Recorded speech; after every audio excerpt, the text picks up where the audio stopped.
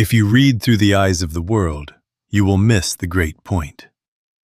The world reads by appearances, by figures on a page, by diagnoses and deadlines and balances due. The world reads by the weight of matter and the noise of opinions. And if I, allow that reading to be our scripture, we have consecrated a problem. We have given it a throne. We have placed it where only God should be in consciousness. You know this, not as doctrine, but as your day. From the moment of waking, the image rises, this fear, this pain, this grief, this lack. And it repeats itself like a reel that will not stop. It stands in the kitchen while you make coffee. It sits across from you at the desk. It follows you into the night. It speaks first and speaks last. It is not only present, it dominates. It demands your homage, your thought, your talk, your checking and rechecking. And, if we are honest, we have worshipped. We have bowed to an image of absence as if it were presence. Now do not make the mistake ever of being satisfied with a statement of truth on your lips, while the problem still occupies the altar of your heart. The issue is not, do I have a problem? In the world, you and I will meet appearances. The issue is, to what do I grant power? A problem becomes tyrannical only when it is allowed to occupy the place of God in consciousness. Tyranny is enthroned by attention. The world says, fight it. Spirit says, cease granting it reality. The world says, do something about it. Spirit says, stand ye still and see the salvation of the Lord. The battle is not yours, but God's. Ah, yes, but, someone says, if I do not fight, I will be overrun. No. If you fight, you acknowledge an adversary with power. If you stand still, spiritually still, not passively resigned, you withdraw the worship that feeds the image. You are not yielding to the problem. You are yielding the place of God back to God. That is the difference. The Christ isn't a man or a woman. The Christ is a divine state of consciousness, the impersonal presence at the center of your being. No one need fear the Christ. It does not come to destroy persons. It comes to dissolve illusions. We are not speaking of a magic removal, a trick. We are speaking of a dethroning, of the loss of hypnotic authority. The single prayer that begins it is not, fix this. The prayer is surrender. Father, I can of mine own self do nothing. Reveal thy presence here.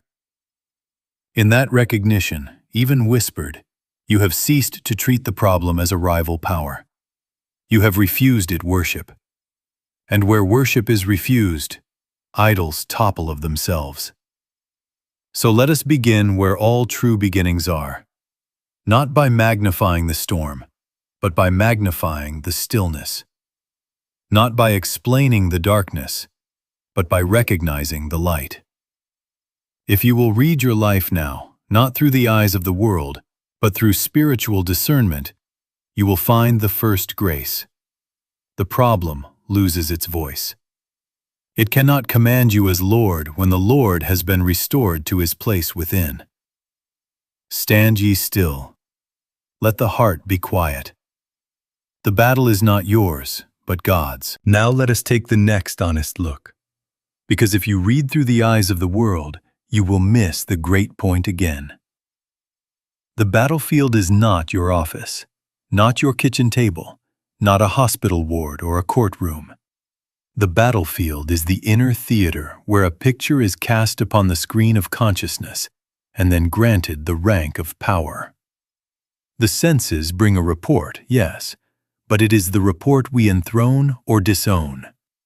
It is the inward homage, the inward fear, the inward forecasting that turns a passing cloud into a tyrant of the sky. And so the storm puts on costumes. This disease, this sin, this lack, This broken relationship, this unemployment, this loneliness, this deadline, this diagnosis, this bill, this betrayal. The forms parade, and, if we are not awake, we run alongside the parade throwing flowers of attention. We talk it, we rehearse it, we argue with it, we make plans against it, we defend ourselves before it has even spoken. What are we doing? We are building an altar to an image our own mind has painted. We are, forgive the bluntness, worshipping our projection. The mechanism is so simple we stumble over it. First, the mind fashions a picture out of sensation and memory. Then the mind bows to its own picture. It feeds it with attention. It justifies it with argument. It props it up with planning. It shields it with self-defense. It kneels and says, "You are my Lord, for you determine my day." And then, to add insult, we take prayer and make it a weapon to fight the very picture we have crowned. "O God, remove this. O God, change that person. O God, make this image behave." Do you see? Even religious language, used to make the picture different, is still homage to the picture. It says, "You are something. You stand between me and peace." Do not make the mistake ever of confusing such effort with spiritual work. Fighting in the name of God is still fighting.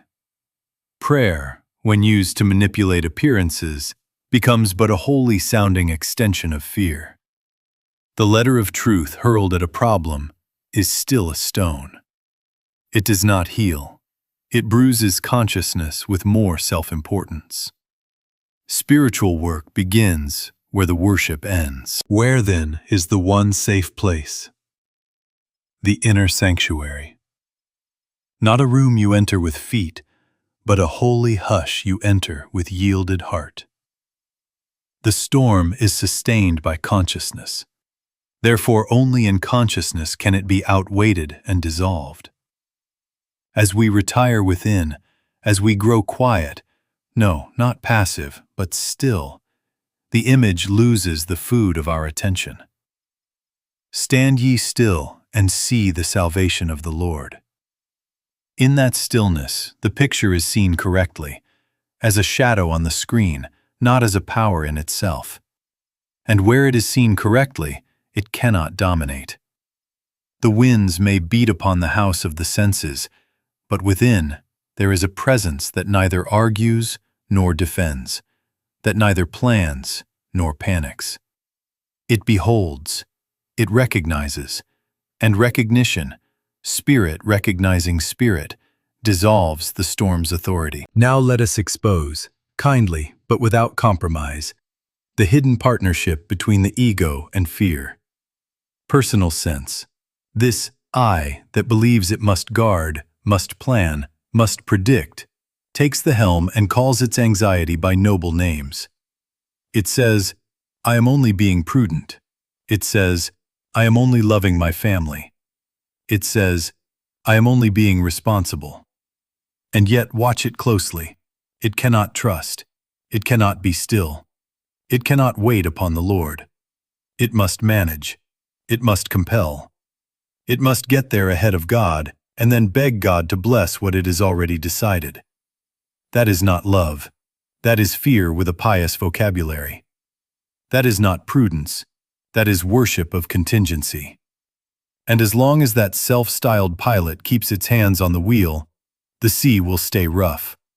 Not because the sea is a power, but because the little I is in love with steering. Here is the paradox, and do not let it slip by as mere words. No one can receive freedom by personal power. No one. And yet no one receives it without effort.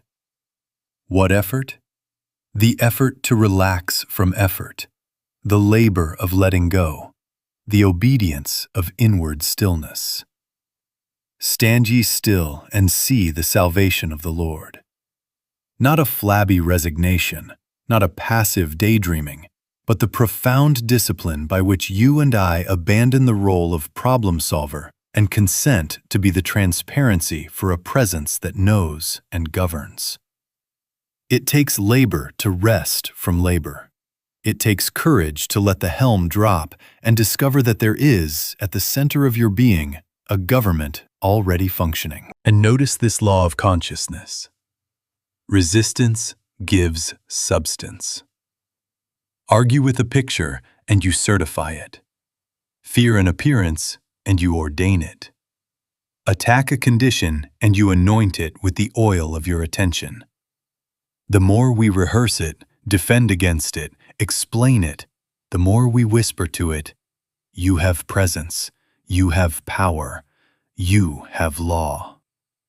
Even our spiritual vocabulary can be drafted into this conspiracy. We hurl the letter of truth like stones, affirmation on affirmation, quotation on quotation, until our very prayer becomes a quarrel with a shadow.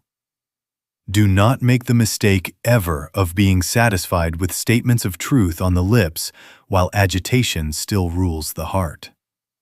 The letter is dead unless it becomes life, unless it sinks from the head into that holy region where conviction is not argued, but known. So we turn, quietly, to the only altar that heals. Not an altar of words, but of consent. You are not trying to get God to do something. You are consenting to God's already present government. You are not summoning a distant power. You are recognizing an immanent presence. The Christ is not a man or a woman. The Christ is a divine state of consciousness, impersonal, universal, the very life of you and me. In that recognition, we withdraw the status we unknowingly loaned to the picture. We stop propping it up with our struggle. We let the inner sanctuary do its work. And then, as surely as dawn follows night, the tyranny begins to thin. Not because we overpowered it, but because we ceased to empower it. Where the Spirit of the Lord is, there is liberty. The battle is not yours, but God's. And the first victory is the surrender that refuses to make an idol of the problem by fighting it. Now we come to the one prayer. Not a string of holy words, not a charm, not a technique, but an inner yielding by which the personal sense relaxes and the impersonal presence is allowed to be what it is. It is the prayer of surrender, the prayer by which we let the government rest upon His shoulder within. It is very simple, very quiet, very direct, and, forgive me, without any bargaining at all. Father, I can of mine own self do nothing. Be Thou here. Reveal Thyself as the only presence and power. That is all. That is the axis on which fear loses its leverage. For in that acknowledgement, the problem is no longer treated as a second power contending with God. Do not make the mistake ever of repeating such words as if the syllables would do the work. The syllables are nothing. The surrender is everything. There must come, down in the region of the heart, a felt consent, a bowing out of our self-importance, our self-defense, our self-directed urgency. When that happens, even for a breath, the tension of having to make something happen drops away.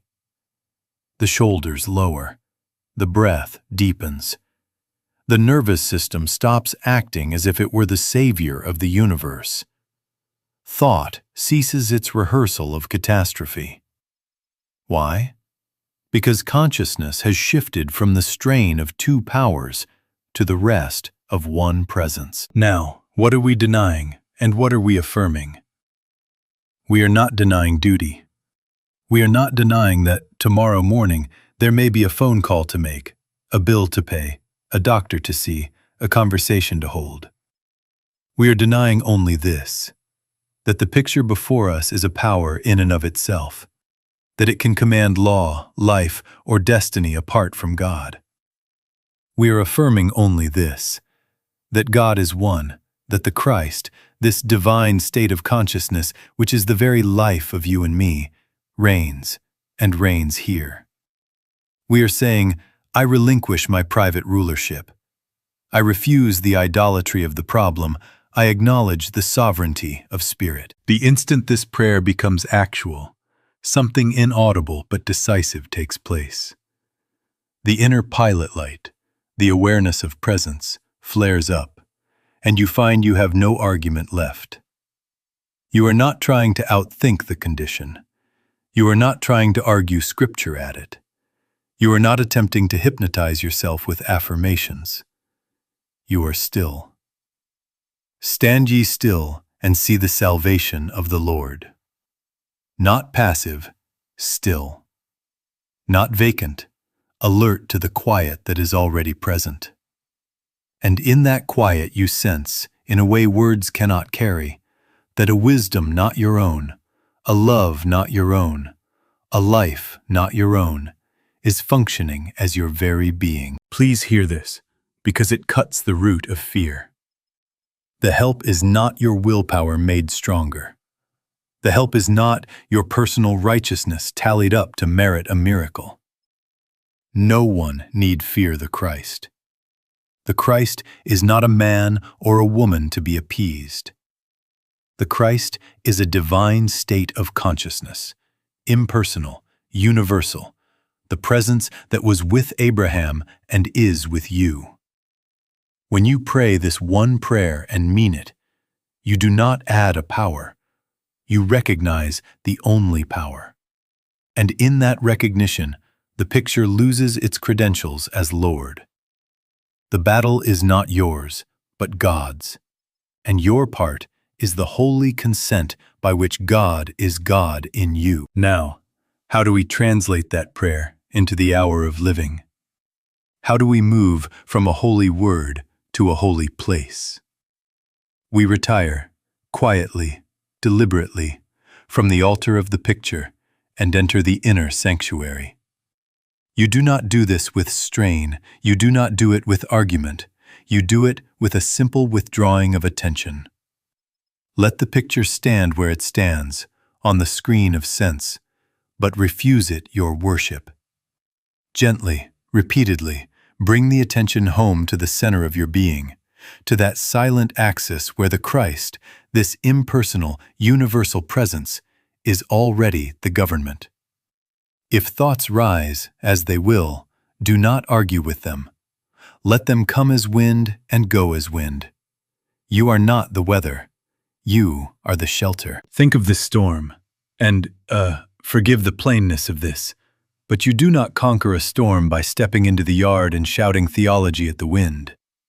You retire to shelter. You bar no door against God. You simply rest where the elements cannot claim lordship. And you wait. The storm passes because storms pass. They have no law to sustain them indefinitely. Stand ye still and see the salvation of the Lord. This is not passivity. This is wise action. This is the obedience that refuses to make noise a god. In that quiet, you discover that the house was built upon rock, and the rock is not your personal virtue. It is the presence itself. Now, let us define our practice. Because if you read stillness through the eyes of the world, you will miss the great point. Stillness is not sleep. Stillness is not daydream. Stillness is not blankness, not trance, not a hazy float through pleasant ideas. Stillness is alert receptivity to the presence. Stillness is conscious resting in one power. Stillness is watchful, yielded attention that says, "Here I am, thou be." Stillness is the ceasing of inner debate, the laying down of personal gavel and robe. Stillness is the consent by which the Father within bears witness to himself. Observe the common obstacles, And please, do not scold yourself for meeting them. Compulsive planning will knock on the door. What about next week? What about that bill? Let it knock. Do not convene a committee. Spiritual bargaining will offer its contract. If you do this, I promise I'll do that. Tear it up, gently, by refusing to sign. Self-condemnation will whisper, had you been more faithful, none of this would be. Send it no reply. And then the ancient impatience, prove it now, show me a sign. That is the old worship of appearances seeking to convert spirit into spectacle. Smile at it. Return to the center. Return to the one prayer. Father, I can of mine own self do nothing. Reveal thy presence here. How will you know the practice is true? Before a single outer chip falls from the picture, the inner tyranny begins to break. Space returns. You can breathe without asking permission from a fear image. The shoulders drop of themselves. The mind, which had been conducting an orchestra of alarms, misplaces the baton.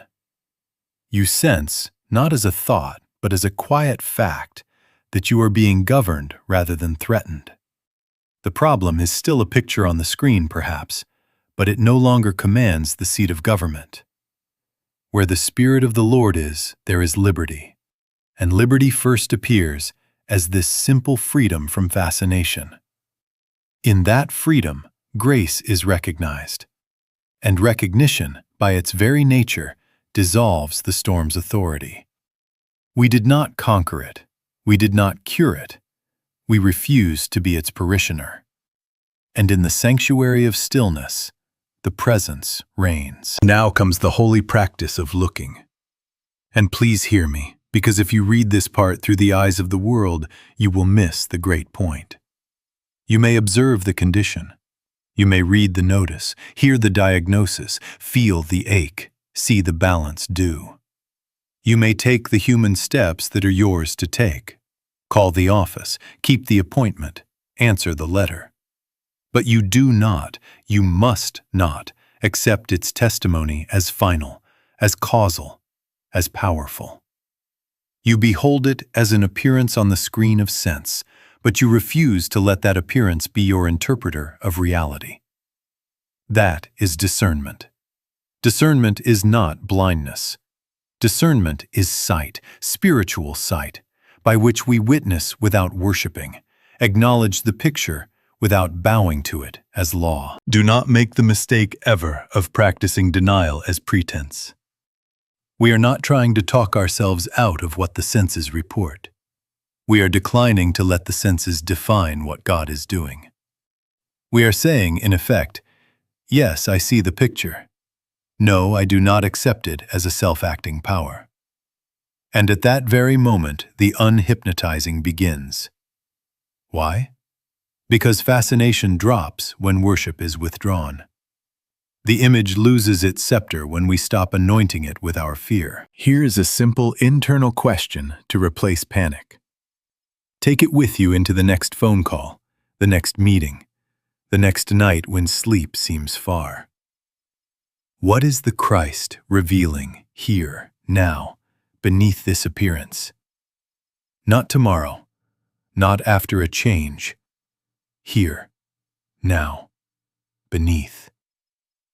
Ask it quietly, not as a test of God, but as a recognition that there is a presence within the scene, a government under the noise, a law not made with hands. The question itself turns the face of consciousness. It says, I will not read by shadows. I will wait for light. Remember our story, the wise men and the authorities. Those in high places trembled at an appearance. Illumined consciousness recognized a presence. The palace shook before a rumor of a child. The wise crossed deserts to kneel before what the babe represented. So it is with you and me. The world's authorities in us, memory, prognosis, statistics, shake and say, this is power. The wise in us, the touch of Christ already present, looks deeper and is not afraid. No one need fear the Christ. The Christ is not destructive. The Christ is constructive. Its action is liberation, not punishment. Unveiling, not breaking. Fulfilling, not depriving. It does not come to harm you or those you love. It comes to dissolve the spell by revealing what eternally is. And so discernment takes this form. We stand in the same room with the same facts and no longer consent to be ruled by them. We let the picture be what it is, picture, and we let God be what God is, presence. If a word is needed, we speak it. If a step is required, we take it. If silence is commanded, we keep it. But under every act, the heart is saying, Father, I can of mine own self do nothing. Reveal thy presence here.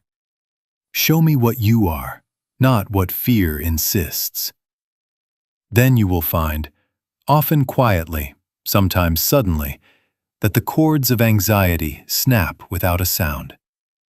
The eyes see, yes, but they do not bow.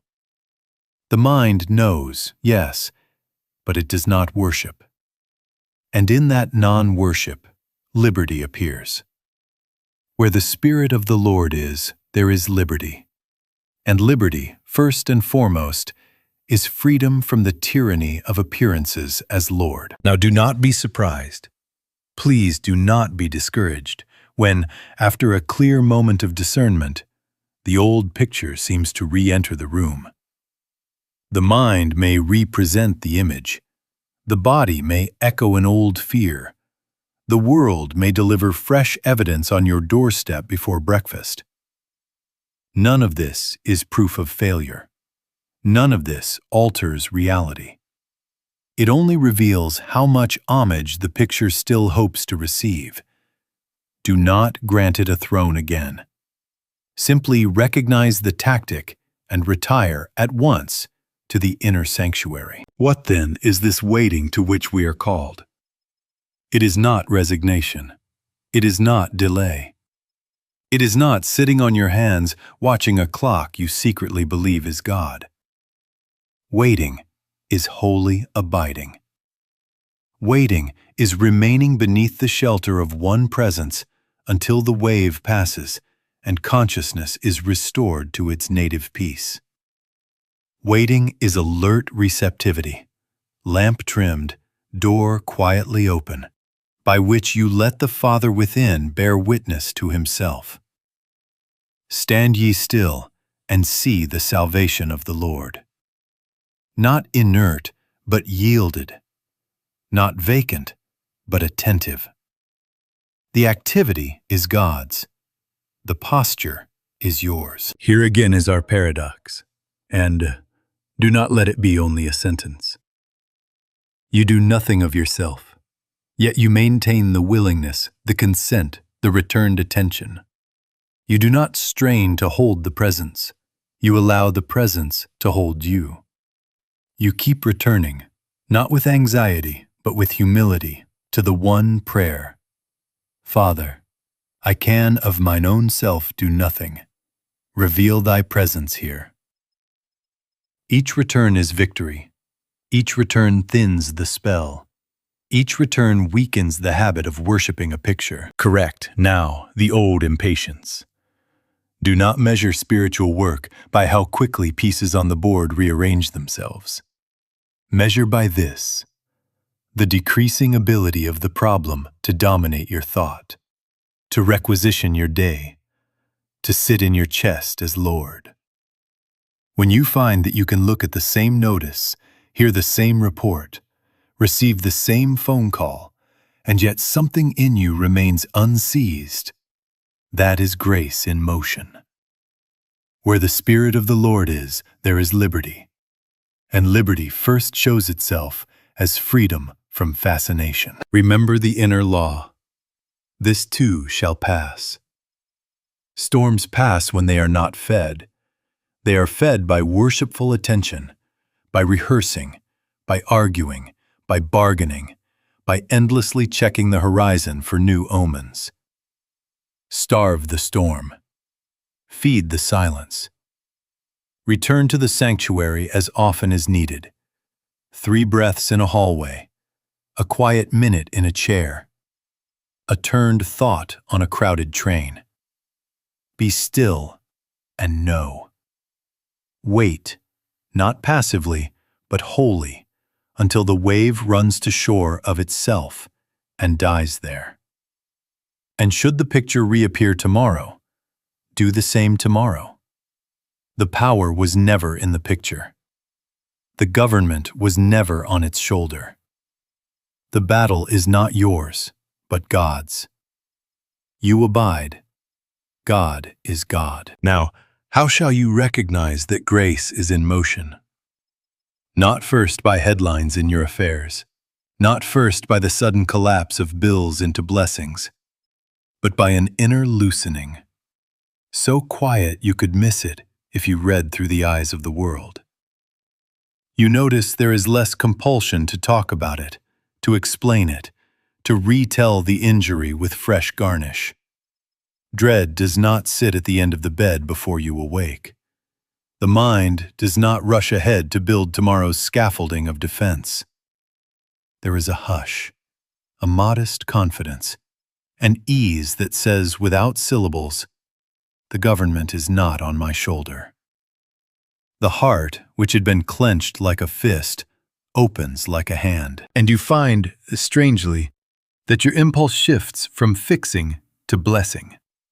Instead of reaching for tools, arguments, advice, manipulations, you find yourself holding the person, the event, the letter, in a benediction. You bless the doctor, not to make him perform, but because you recognize the same presence working as his wisdom. You bless the creditor, not to make them change a policy, but because you refuse to worship fear as law. You speak fewer words, and the words you do speak are unhurried.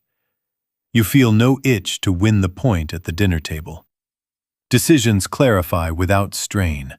Yes and no arrive from a center deeper than preference.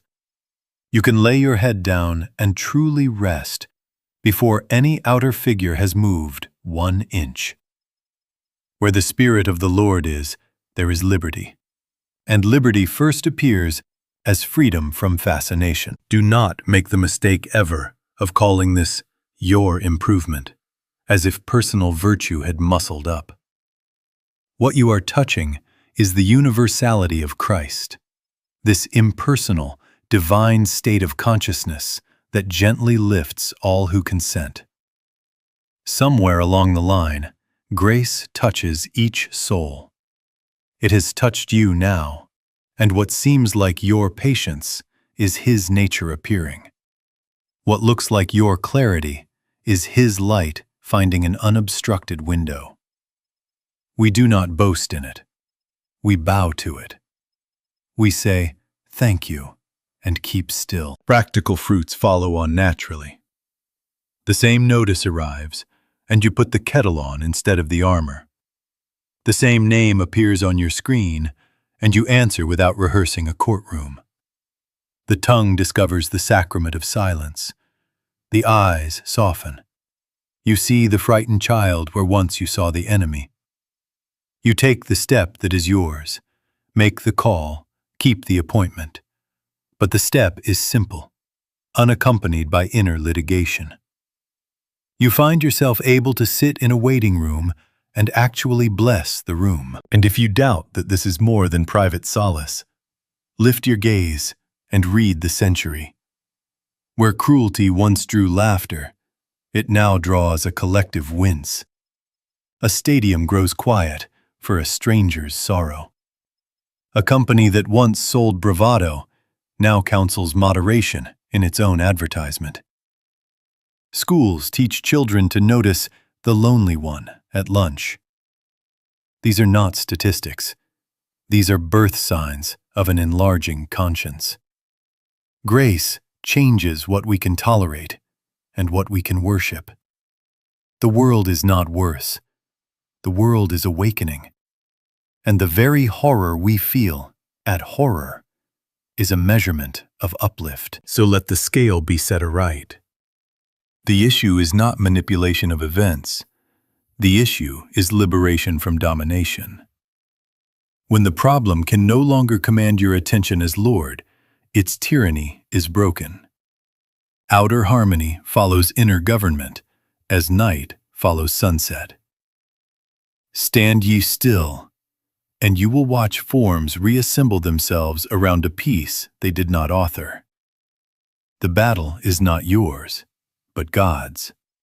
And the evidence begins irrevocably as a heart that refuses to bow to an image and finds instead its rest in one presence. Now, when liberty has begun to dawn, there is always, sooner or later, a birth sign.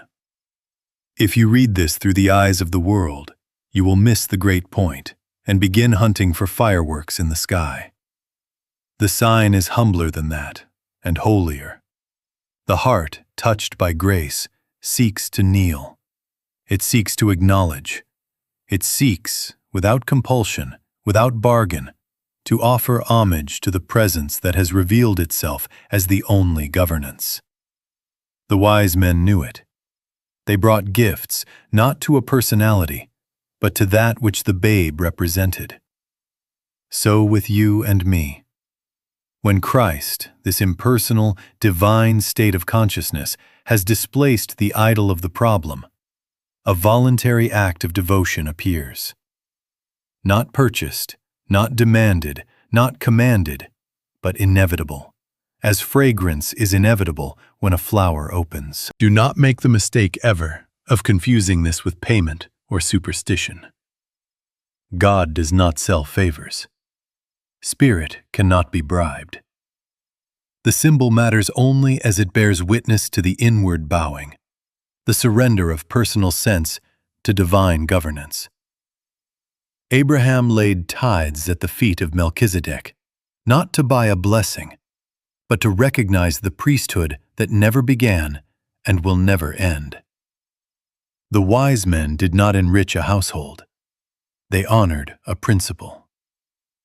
So too, any simple gesture born of the heart is enough, because the essence is not in the coin or the candle. It is in the consent, the inward genuflection that says, "Thou art the presence. Thou art the power. I take the shoes of personal rulership off my feet." What might it look like? It may be a quiet kneeling where no one sees. It may be the lighting of a candle on a windowsill, a single flower placed where you pray, a tithe rendered gladly and in secret, a hat or a pair of shoes removed with inward reverence, or even only in thought, right there on the train as you bow without moving. It may be the handwritten note of forgiveness sent without explanation, the anonymous gift that relieves a need, the returned book long overdue with a thank you inside. It may be the first 10 minutes of your morning laid on the altar of silence. The form does not sanctify. The love that dictates it does. Let the heart choose without theatrics. Let it be quiet enough that you yourself feel its purity. Now connect it with your hour of living, because this is not a single flourish, but a daily pivot. Each time the old storm raises its head, make your return to the sanctuary tangible by a token. Pause. Lay the hand lightly upon the heart and whisper, "Father, I can of mine own self do nothing. Reveal thy presence here." Bow inwardly. If you are alone, kneel. If you are not, remove the shoes of anxiety in thought. If you have a candle, light it. If you have a flower, place it. If you have only breath, give that breath as praise. Then stand ye still. The act seals the prayer. It anchors consciousness in one power and denies the picture a throne. Repeated, it becomes a way of life, and the way of life becomes peace. And let this reassurance rest upon us as a benediction. To each one must come such an occasion. Not one of us can be spared the holy crossing from word to worship, from concept to conviction. Yet not one of us is excluded from grace. No one need fear the Christ. The Christ is not a man or a woman to demand tribute, but a divine state of consciousness that, when recognized, draws unto itself its own. Your gift will be shown you. Your heart will know it.